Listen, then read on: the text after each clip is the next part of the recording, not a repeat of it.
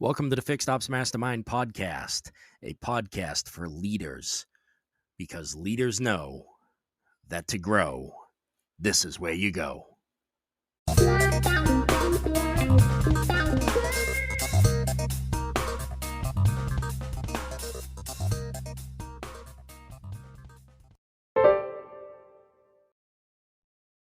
It's season 6 of the KPI Cafe, and we're talking everything fixed ops. That's right, we're back. It's season 6, episode 1. We're going to be talking about all things fixed ops. You're probably wondering what's going on here. At the beginning of every episode, before the opening credits roll, I'm going to have a trivia question for you. So it's going to be called On This Day. So on this day, July 10th, in 1925, do you know what happened? This is related to it. All right, find out after the opening credits.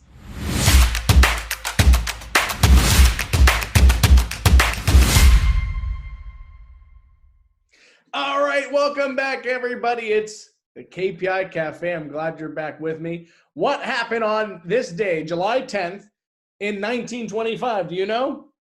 Well, it was the Scopes monkey trial. John Thomas Scopes, a young high school science teacher, was accused of teaching evolution in violation of Tennessee state law. And that's exactly what we're going to be talking about today, is the evolution of a dealership's fixed operations. So everything evolves. Digital marketing evolves. Remember, you used to just have the Flash player websites for your dealership, right? And then there was SEO, keyword stuffing. And then it became more about just writing and creating content for based on consumer intent and volume and demand, search queries. You know, it used to just be you just had to be on Facebook. Now it's really to compete. You have to run ads. You know, paid search evolved. Now there's responsive search ads, expanded text ads. So everything, you know, television, now it's programmatic media, OTT. Everything evolves. Everything evolves, including your fixed operations. Think about what it was to work in a service department, let's say in 1992, compared to 2020. A lot of things, whether it's the marketing, the processes, the expectations, things have evolved. And I have someone today there's nobody better to speak about that because he started in the service departments of a dealership really in 1992 as a manager. And his work actually as a tech and advisor predates that, but you know, being a leader in this field, and that is none other than the Fixed Ops Mastermind, Dave Foy. So let's get him on board. Everyone, thanks so much for joining me for another KPI Cafe this season, all about fixed operations. And of course, I can't have a conversation about fixed operations without a mastermind. So that's why I have Dave Foy with me here today. Dave, thanks for joining me on the KPI Cafe. Oh, thanks for having me. I'm happy to be here and looking forward to this conversation. Fantastic. So you've been in service management since about 1992. I read something about more than like 50,000 hours spent in fixed ops. You've worked with different brands, different point stores, and you know, that sort of led itself, it seems like, naturally to the Fixed Ops Mastermind. So obviously you're an educator and a lifelong learner. So, you know, tell us a little bit more about your background. You know, like how'd you come to be the Fixed Ops Mastermind, and what is that group intending to do? Yeah, so I came to be the Fixed Ops Mastermind by way of Ted Ings, who dubbed me the Fixed Ops Mastermind. That was not a self-given title, and then it just lent itself to name the group that. I started out as a tech for Ford Motor Company in 1987, and found out that I wasn't a great tech. And so I moved to the desk as an advisor after about 4 or 5 years. And from there, I've just worked my way up. Just worked through all the different positions that I could to get the experience. And to my current position as a service director. I've been a fixed ops director running a multi-store group.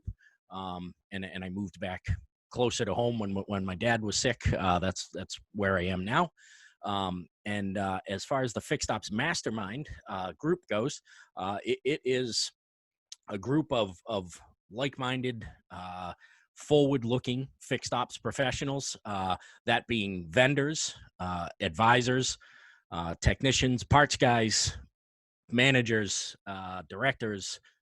There's been dealer principals who have joined us, and we get together every week on a live Zoom call.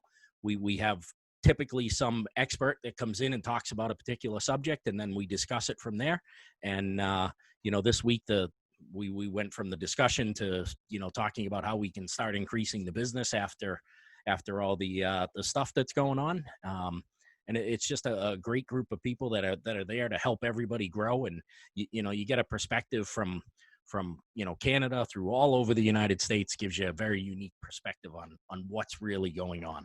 Fantastic. And we'll come back to Fix Ops Mastermind later. And that's sort of why I was focusing on fixed ops for this season of episodes. I mean, NADA came out with their 2019 data. I think it was like 46.9% gross profit in fixed ops, 16.9% net profit.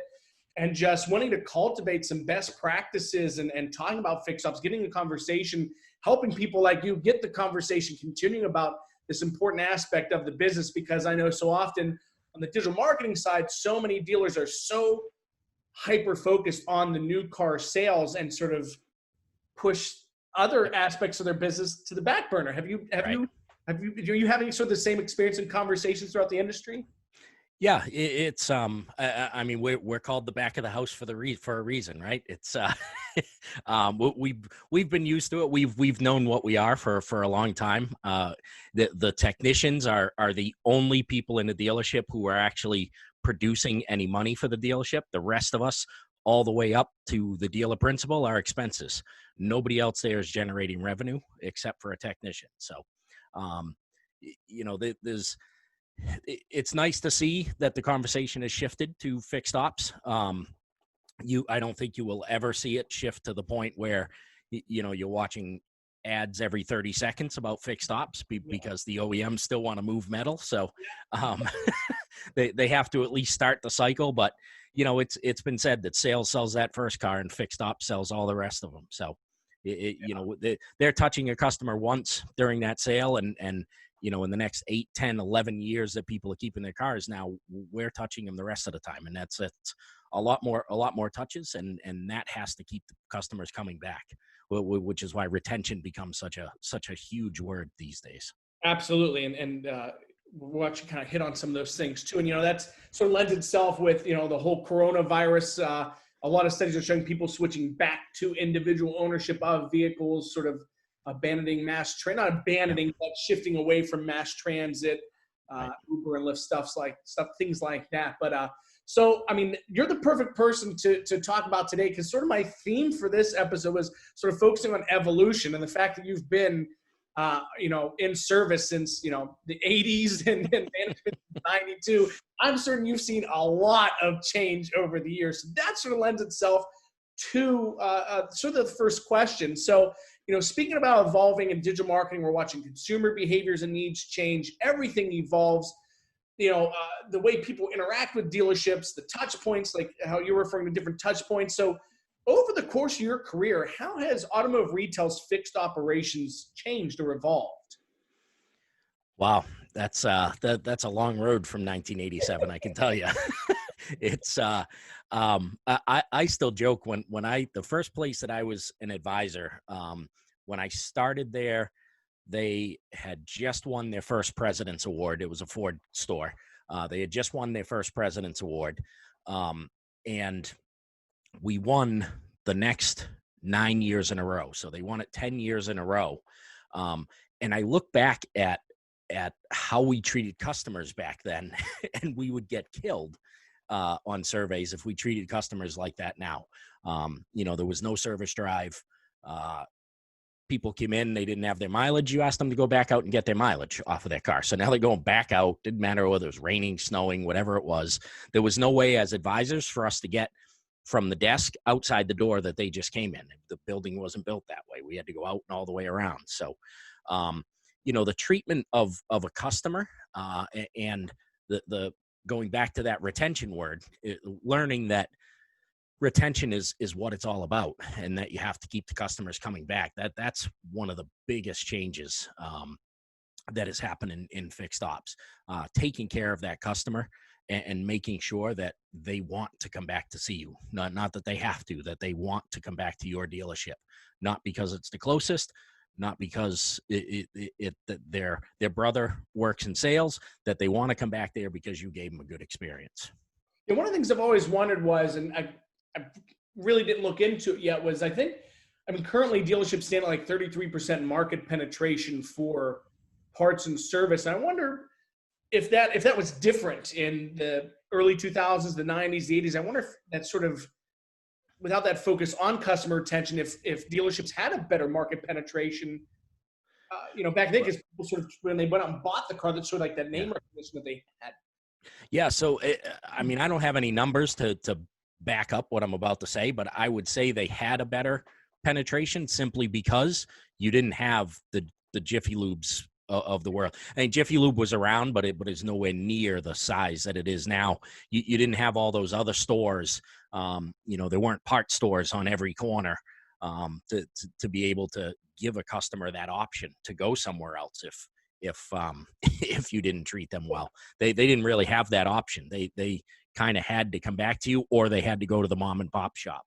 And that was really it. They didn't have all those quick options to get tires, and they also weren't bombarded, with advertisements from those places to come and join them. So I would say that the market penetration of a dealership was probably much better back then, but not because of that the dealers were doing anything good. It was because of lack of competition. I gotcha. So, I've never worked in a fixed ops. I never worked in parts and service, and so that's why I have the experts come on and talk about it. So, the phrasing the questions, maybe if we need to rework it, but really, like, as we're talking about customer retention, and the more that there's compression in gross profit margins for new vehicles, I feel like there's going to be more of an emphasis on holistic marketing, making sure that your fixed ops, like we said, even sort of before we started recording, or maybe a bit after. My memory's terrible, but we're talking about, we're probably going to see that shift where, fixed ops is the primary marketing avenue or source, but having more of a balance. So, to help create that balance, to help people understand the importance of their fixed ops, if they're not quite on board with that yet, what do like dealer principals or general managers, so forth, need to be aware about their fixed operations in terms of the benefits to their dealership as a holistic operation? Yeah. So, the first thing is what we did talk about, which was the fact that fixed ops is going to touch that customer typically twice every year for the next 8 to 11 years. So, that's a lot of touch points with that customer to keep them a customer, so that when they do go to buy another car, you're the obvious choice for them to purchase a car, which in the overall umbrella of everything, that now helps the dealership's cost of customer acquisition lower, because you already have them. You don't have to go out and acquire a new customer. And that's probably the biggest thing, is the fact that if service can keep retention high, then that can help keep costs in the other departments much lower. Okay. And naturally, I know that there's some obvious answers, such as, we're giving a great customer experience. What are some tactics to create that experience for that customer retention? What would you suggest advisors, technicians, people in fixed ops do to make sure that the customer wants to come back? Yeah, so that's all summed up under one word, and it's trust. You absolutely need to have the trust of your customer to get them to come back and visit you.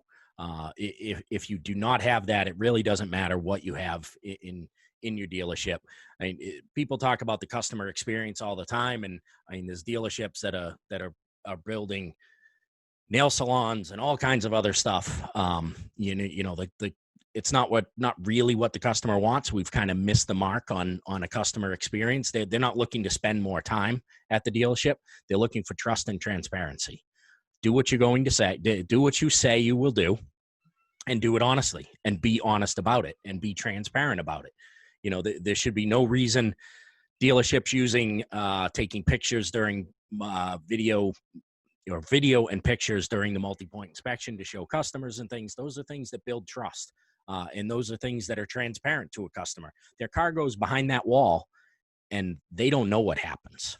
And so like any normal human being, when you don't know what's going on, your mind is going to tend to the negative side of things. And you need to eliminate that by making sure that every experience is trust and transparency with the customer.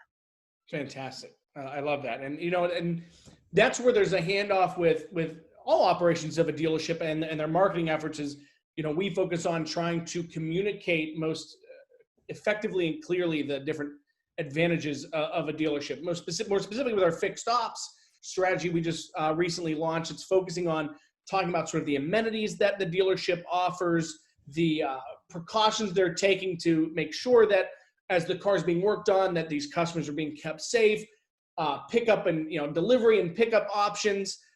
As someone in fixed ops, if you could tell a marketing agency, if you could advise a marketing agency, what would you like them to do? How could they better market or promote the parts and service departments? That's a good question. So I guess I would focus much less on specials and pricing of things. That's really not the driver of a customer coming into the dealership.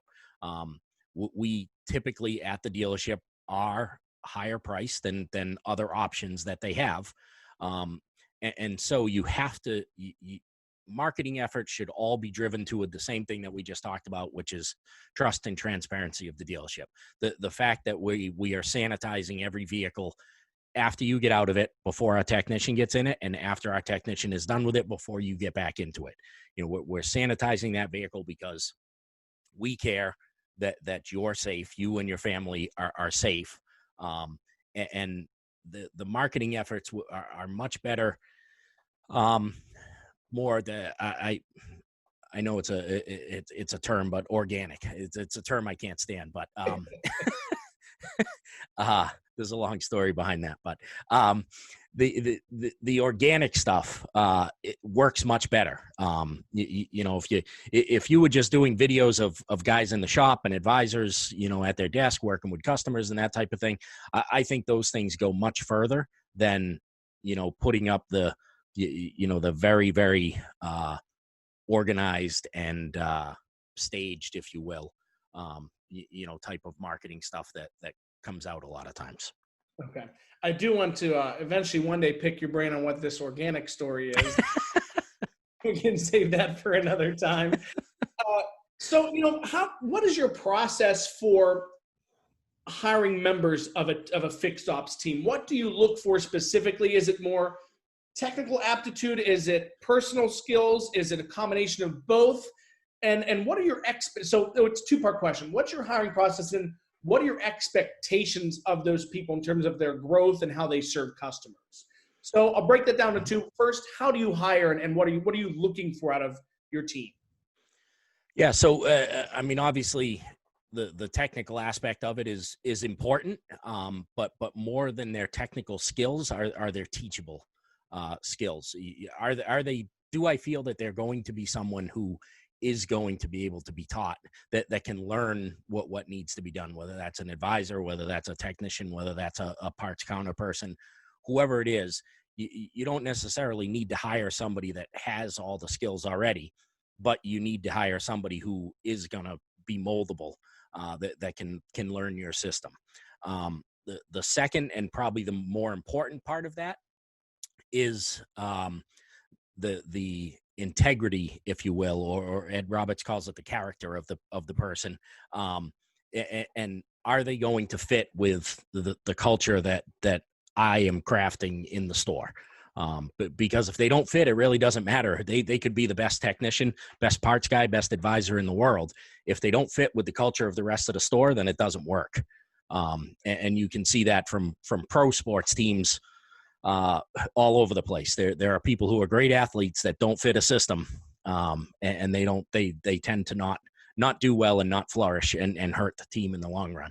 And the same thing happens on this level. So I would say those are the two biggest things is yes, technical skills, but teachable skills, and their integrity, their character are two most important things. That's fantastic. Actually, Ed Roberts is the other Fixed Ops director that I actually spoke to for this season. And it's so funny that you two align so well together and sort of your answers on that. I was curious if there was going to be a little bit of disparity, but there's a lot of alignment on there. So that probably speaks well about both of you. So the second part of that is, how do you benchmark growth, and what are your expectations for those team members, and in terms of how they service customers? Yeah. So during the hiring process, I try to be upfront about my expectations for where I expect them to go. I'm not trying to hire somebody for a job. I'm trying to hire somebody who wants a career. There are certainly some great service advisors out there who do this for a job, that don't intend on it being a career. And those aren't the people that I want on my team.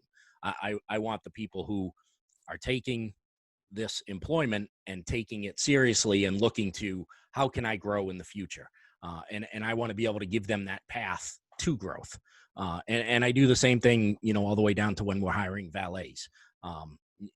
Obviously it's not the most technical job in the dealership, but it's the start. So you understand the culture, you understand, what's expected of you here. And from there, this is where we expect you to be. We expect you 6 months from now to be doing this, a year from now to be at this level. And you can move up from there, whether it's you want to take the advisor path, whether you want to take the technician path, whichever path it is you want to take. But those expectations are set up front so that there is no coming back 8 months later and saying, well, I had no idea you wanted me to, take 100 online courses. That's not in my future. Yeah. Great. And sort of a last thought from you is, so Ed and I talked about sort of the way they have things structured at Beaux-Arts. What's your ideal team structure in a fixed operations? If you could have just whatever you wanted, what would a fixed operations team look like and feel like? Wow. Utopia. Yeah, we're going in all the world with all the divisiveness and all the things that are going on. I want to hear your utopia in the fixed. Yeah. That's terrific. I'd love to work at Utopia Ford. That'd be awesome. So I guess my ideal situation, the shop would be working in teams. The team leader would be a motivator, a mentor, as well as a just an absolutely incredible technician. And each team would have separate levels of technicians on there, and we would be growing our own technicians. We'd have our own little technician garden out there in the shop, if you will. We're growing as these team leaders move on to greener pastures, and we have people that can come up behind them. As far as advisors at my Utopia dealership, I would want advisors, and this actually goes for anybody in that dealership. I would envision everybody that cares about one thing, and that's taking care of that customer. That would be their sole focus throughout the day, is to do what's right for the customer. And I guess actually you could probably sum that whole thing up with just that. I would have a dealership full of people that just want to take care of the customer, do what's right for that customer, and that would be an amazing place. Fantastic. Well, Dave, before we close out, I want to, like I said, I was going to circle back to the Fix Ops Mastermind. How can people get connected with that network? How can they engage with you, and how can they start getting the insights from that group that you've been building? Yeah. So if they want to join the group, it's a monthly subscription, but fixedopsmastermind.com is where they can go get a little more information and join the group. If they wish, you can follow me on LinkedIn. I think it's Dave Foy. Is it Dave Foy or David Foy? I believe it's Dave Foy. Well, so I'm pretty sure that's it. All right. So they can follow me on LinkedIn, Facebook. There is a Fixed Ops Mastermind group on Facebook. But certainly get your feet wet. Come join me on LinkedIn. We put out a ton of content on LinkedIn, and we'd be happy to have you in the group. It's only $39.95 a month to get in and come and hang out with guys like Ed Roberts, who who run an incredible organization. And the first month is a completely 100% money back guarantee. If you join, you go to the 4 things during that month, and it's not for you, then give you your money back and you can go on your way. But I can tell you that not many people stop coming once they do come. So I'm pretty sure people that see this content, this episode, they're going to see the value in connecting with you. And I can attest of Ed Roberts' expertise. I mean, we were sitting there and he even goes at the end of it, I was getting ready to close it out and he goes, "You want to see the service space?" I was like, sure. So I met like half the technicians, people in F&I. I mean, he took me around even like outside of, I mean, I met the owner's daughter. He was just like, "Here, come meet the team." So, but yeah, everyone, I've been following Dave for a while and he has a lot of great content that I see being pushed out on LinkedIn. I definitely want to check out more of the Fix Ops Mastermind. And if you got people like Ed Roberts, definitely I can tell there's value right there between the two of you, let alone everyone else you bring in. So Dave, I really appreciate you lending me some time tonight.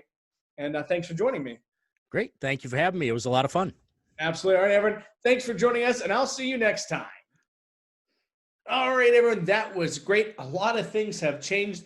A lot of insights given from Dave. I hope you found it as insightful and beneficial as I have today. I, having never worked in fixed ops as a tech advisor, manager, found that to be really interesting on how things have changed for Dave from his perspective from 86, 92 up until today, still in the industry.